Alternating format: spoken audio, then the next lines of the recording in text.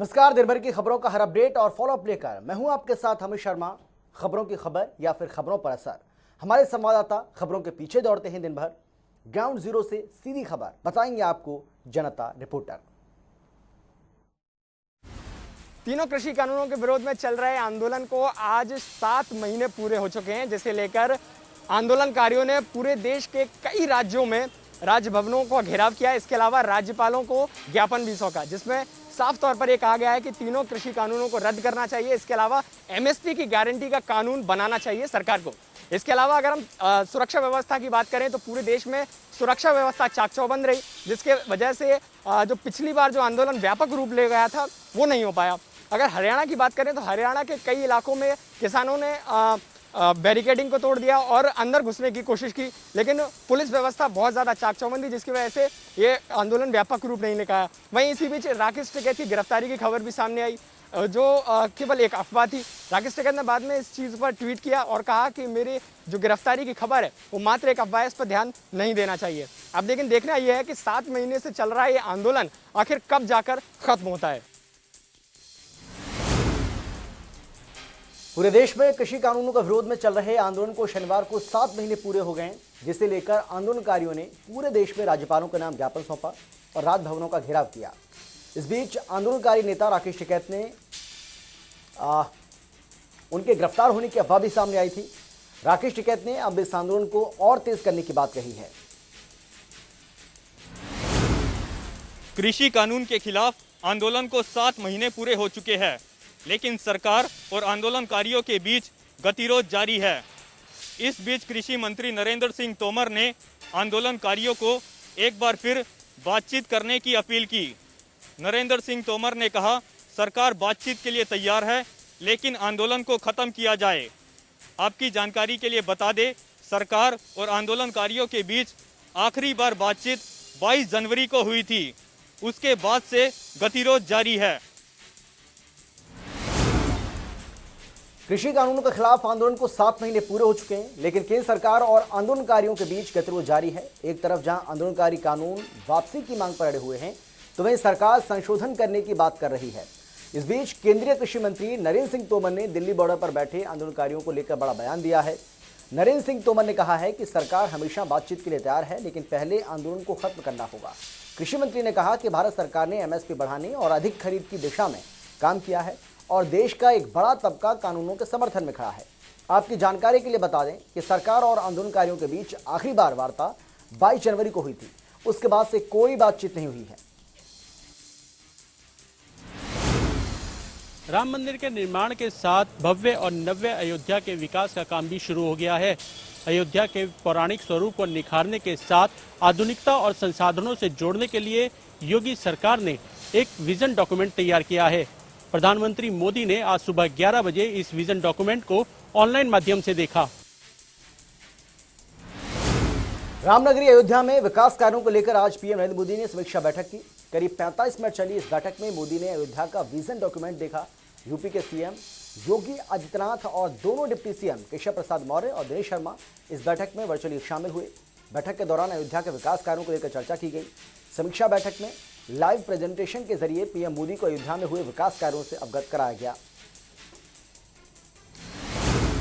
तेल कंपनीज ने पेट्रोल और डीजल के ग्राहकों को एक बार फिर से झटका दिया है। आपको बता दें कि कच्चे तेल की कीमतें बढ़ाने के साथ साथ पेट्रोल की कीमत में 35 पैसे और डीजल की कीमत में 37 पैसे का इजाफा किया है, जिसके बाद से अब दिल्ली के बाजार में पेट्रोल की कीमत 98 रुपये 11 पैसे प्रति लीटर तो डीजल की कीमत 88 रुपये 65 पैसे प्रति लीटर हो चुकी है। पेट्रोल और डीजल की कीमत में शुक्रवार को स्थिर रहने के बाद एक बार फिर से बढ़ोतरी हो गई है। आज पेट्रोल डीजल के दाम में जबरदस्त इजाफा हुआ। दिल्ली में पेट्रोल और डीजल दोनों 35 पैसे प्रति लीटर महंगा हो गया। इस बढ़ोतरी के बाद राजधानी में आज पेट्रोल का दाम 98 रुपये 11 पैसे प्रति लीटर चला गया। डीजल भी 88 रुपये 65 पैसे प्रति लीटर बिक रहा है। मुंबई में जहां पेट्रोल की कीमतें 29 मई को पहली बार 100 रुपये के पार पहुंच गई, वहीं शनिवार को पेट्रोल 104 रुपये 22 पैसे प्रति लीटर और डीजल की कीमत 96 रुपये 16 पैसे प्रति लीटर हो गई। ये कीमत जो महानगरों में सबसे ज़्यादा है चेन्नई में पेट्रोल अब 99 रुपये 18 पैसे प्रति लीटर, डीजल 93 रुपये 22 पैसे प्रति लीटर के भाव पर मिल रहा है। कोलकाता में पेट्रोल 97 रुपये 99 पैसे और डीजल 91 रुपये 49 पैसे प्रति लीटर के हिसाब से बिक रहा है। बीजेपी और दिल्ली सरकार के बीच ऑक्सीजन ऑडिट कमेटी की रिपोर्ट पर एक नया विवाद खड़ा हो गया है। आपको बता दें कि इस रिपोर्ट के हवाले से बीजेपी दावा कर रही है कि दिल्ली सरकार कोरोना की दूसरी लहर में ऑक्सीजन को जरूरत से 4 गुना ज्यादा बताया है। तो वहीं एम्स के चीफ डॉक्टर गुलेरिया का कहना है कि मुझे नहीं लगता कि इसे ऑक्सीजन को 4 गुना ज्यादा बताया जाएगा। वहीं गुलेरिया का ये भी कहना है कि मामला कोर्ट में चल रहा है, हमें इंतजार करना होगा कि सुप्रीम कोर्ट से क्या कुछ कहा जाता है। बीजेपी और केजरीवाल सरकार ऑक्सीजन ऑडिट कमेटी की रिपोर्ट पर आमने सामने दिखाई दे रही है। दरअसल ऑडिट कमेटी की रिपोर्ट के हवाले से बीजेपी दावा कर रही है कि कोरोना की दूसरी लहर के दौरान दिल्ली सरकार ने ऑक्सीजन की जरूरत को 4 गुना ज्यादा बताया। तो वहीं अब एम्स के चीफ और ऑक्सीजन ऑडिट समिति के प्रमुख रणदीप गुलेरिया ने इस मामले पर अपनी बात रखी है। डॉक्टर गुलेरिया का कहना है कि अभी फाइनल रिपोर्ट नहीं आई है। मुझे नहीं लगता है कि हम ऐसा कह सकते हैं कि ऑक्सीजन की मांग को 4 गुना बढ़ा चढ़ाकर बताया गया। ये मामला सुप्रीम कोर्ट में है, हमें इंतजार करना चाहिए और देखना चाहिए कि सुप्रीम कोर्ट इस बारे में क्या कहती है। अपने विवादित बयानों को लेकर लगातार सुर्खियों में रहने वाली भोपाल से बीजेपी सांसद साध्वी प्रज्ञा एक बार फिर अपने बयानों को लेकर ट्रोल हो गई हैं। दरअसल उन्होंने मुंबई आतंकी हमले में शहीद हुए पुलिस अधिकारी हेमंत करकरे को लेकर ऐसा बयान दिया है जिसको लेकर सवाल उठ रहे हैं। उनका कहना है कि हेमंत करकरे को वो शहीद नहीं मानती। उनका कहना है कि हेमंत करकरे कुछ लोगों के लिए शहीद हो सकते हैं लेकिन उनके लिए नहीं। भोपाल से बीजेपी के सांसद साध्वी प्रज्ञा ठाकुर ने एक बार फिर से कुछ ऐसा बयान दिया है जिसकी वजह से वो काफी ट्रोल हो रही हैं।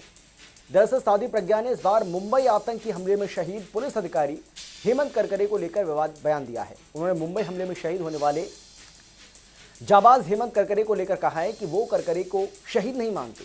इतना ही नहीं, उन्होंने कहा कि हेमंत करकरे कुछ लोगों के लिए देशभक्त हो सकते हैं लेकिन उनके लिए बिल्कुल नहीं। साध्वी प्रज्ञा ने कहा कि उसने मेरे बारे में जानकारी हासिल करने के लिए मेरे शिक्षक को प्रताड़ित किया था और मुझे झूठे केस में फंसाया।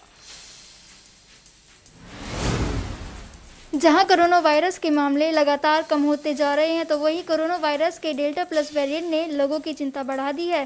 केंद्र सरकार ने 8 राज्यों को चिट्ठी लिखकर कोरोना के डेल्टा प्लस वेरिएंट के लिए अलर्ट जारी किया है। केंद्रीय स्वास्थ्य सचिव ने 8 राज्यों के मुख्य सचिव को चिट्ठी लिखकर डेल्टा प्लस के लिए पूरी तैयारी करने को कहा है। इनमें आंध्र प्रदेश, गुजरात, हरियाणा समेत कई राज्य शामिल हैं।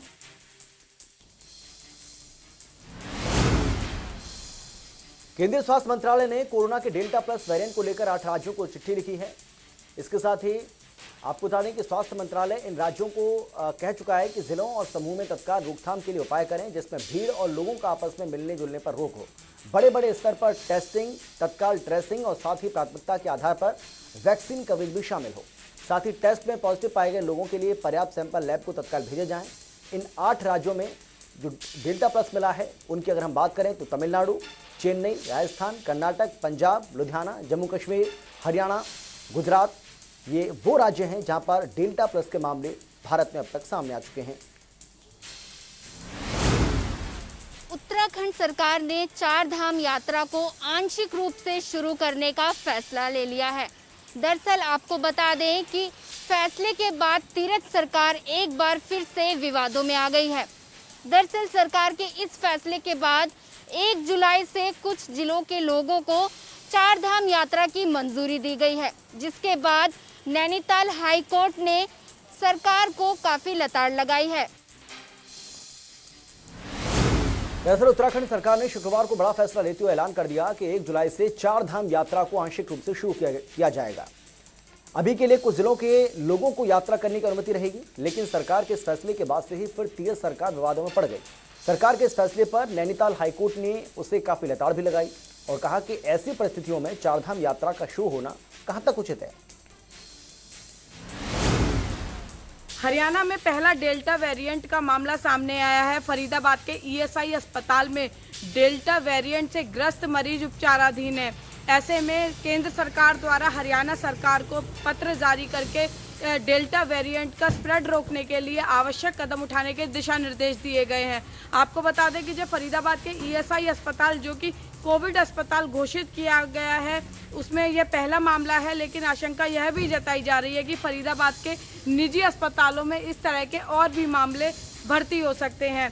ऐसे में अब प्रशासन पूरी तरह से चौकन्ना हो गया है। स्वास्थ्य विभाग, जिला प्रशासन संयुक्त रणनीति बनाकर जो है अब डेल्टा वेरिएंट का प्रसार जो है उसको रोका जा सके।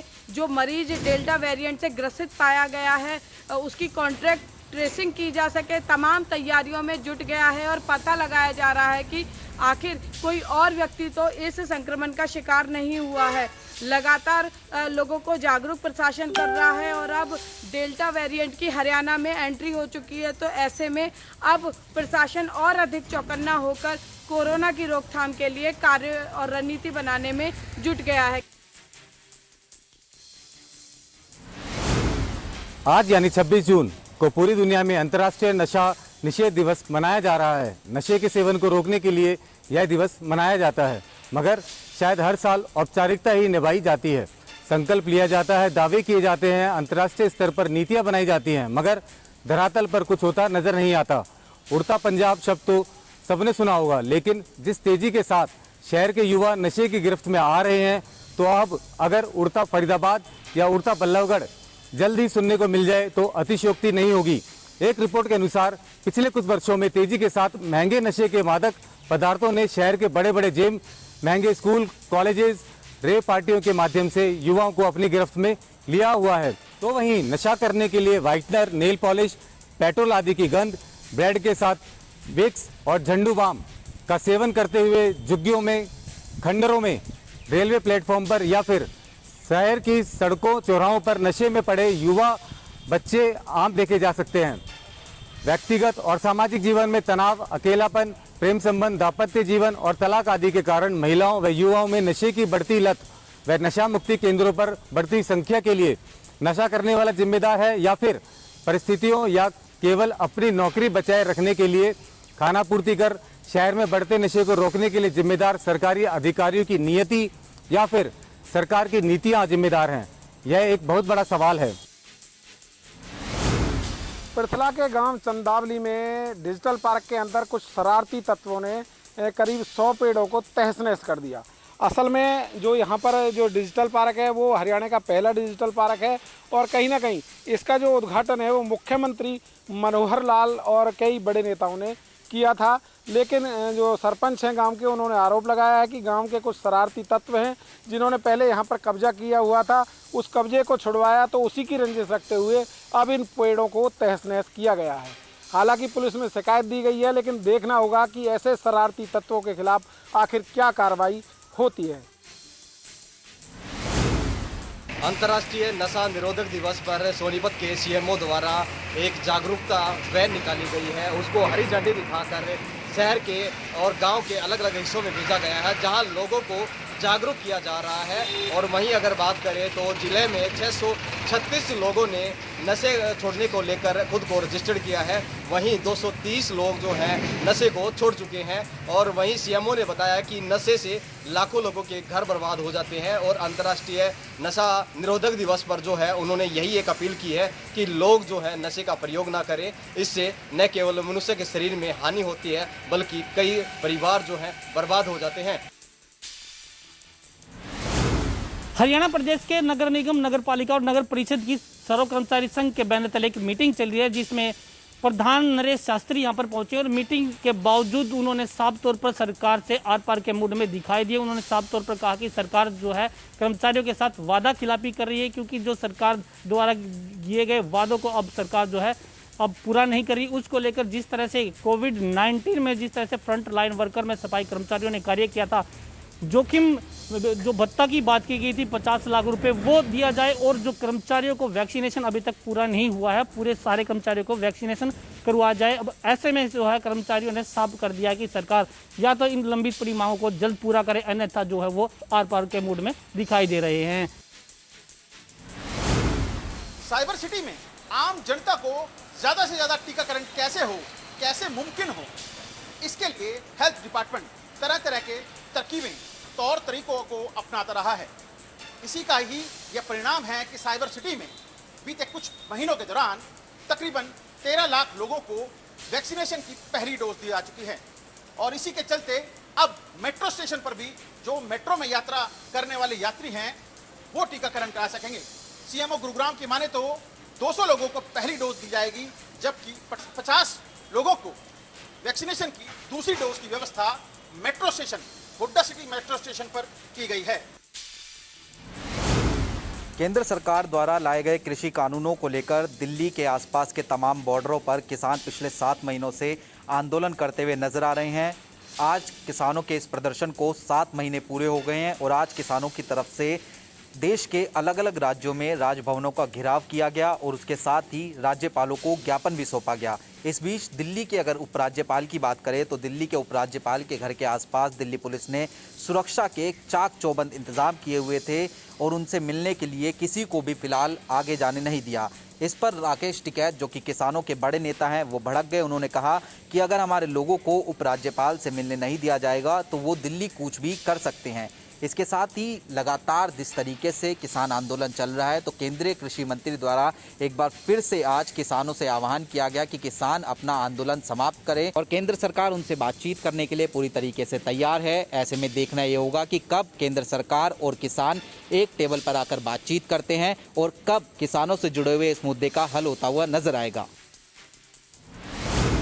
पंचकुला में आज संयुक्त किसान मोर्चा के आह्वान पर हजारों की संख्या में किसान एकत्रित हुए और चंडीगढ़ की ओर कूच किया, लेकिन उन्हें पंचकुला चंडीगढ़ बॉर्डर पर रोक लिया गया और वहां पर राज्यपाल हरियाणा के एडीसी को उन्होंने ज्ञापन सौंपा। उसके बाद अब उनका प्रतिनिधिमंडल पंचकुला में यहां पर शक्ति भवन में गए हैं और ये बातचीत के लिए अपनी मांगों को रखने के लिए गए हैं, जिनकी मांग है कि जो 80 से 85 हज़ार के करीब ट्यूबवेल के कनेक्शन जो पेंडिंग पड़े थे वे दिए जाएं, जिसकी फीस पहले ही किसान भर चुके हैं। इसको लेकर लंबे समय से मांग कर रहे हैं। आपको बता दें कि आज संयुक्त किसान मोर्चा ने आह्वान किया था कि किस तरीके से इन्होंने आज पंचकुला से एकत्रित होकर चंडीगढ़ की ओर मार्च करना है और हरियाणा के राज्यपाल को ज्ञापन सौंपना है, जिसमें इनकी एक सूत्री मांग थी कि काला कानून जो है कृषि कानून उसे वापस लिया जाए। इस मांग को लेकर आज इन्होंने जमकर प्रदर्शन किया। पुलिस ने कई जगह बैरिकेड्स लगाए, लेकिन किसानों ने कुछ जगह वो बैरिकेड उखाड़ फेंके।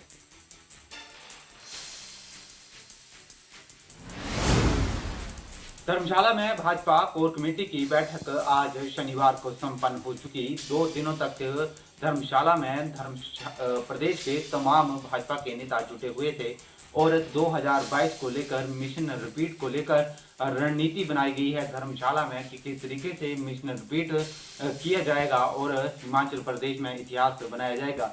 इसके अलावा कोर कमेटी की बैठक में भाजपा के विधायकों के 3 साल के कार्यकाल का भी जिक्र किया गया और उनसे फीडबैक लिया गया कि किस तरीके से कार्य जो है उनके द्वारा किए गए हैं।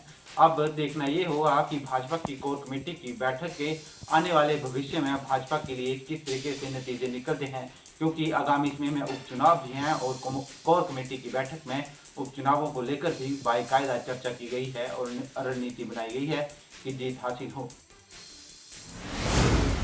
प्रदेश में पर्यटन कारोबार को बढ़ावा देने के लिए जैसे ही प्रदेश सरकार ने बंदिशें हटाई, उसके बाद सैलानी जो है हिमाचल की तरफ रुख करने लग पड़े हैं और अब ये उम्मीद जताई जा रही है कि 1 तारीख के बाद जैसे ही वोल्वो बसें चलेगी उसके बाद जो है पर्यटन कारोबार और अच्छा चलेगा, ताकि जो पहले जो लॉस हुआ है पर्यटन कारोबार को उसकी भरपाई हो सके। बच्चे को जहरीला पदार्थ पिलाने वाली महिला को पानीपत पुलिस ने गिरफ्तार कर लिया है। महिला ने खुद कबूला है कि उसकी पुरानी कहासुनी थी, इसके चक्कर में उसने बच्चे को जहरीला पदार्थ पिलाया। बच्चे की मौत हो चुकी है और महिला के खिलाफ हत्या का मामला दर्ज कर उसे करनाल जेल भेज दिया गया है।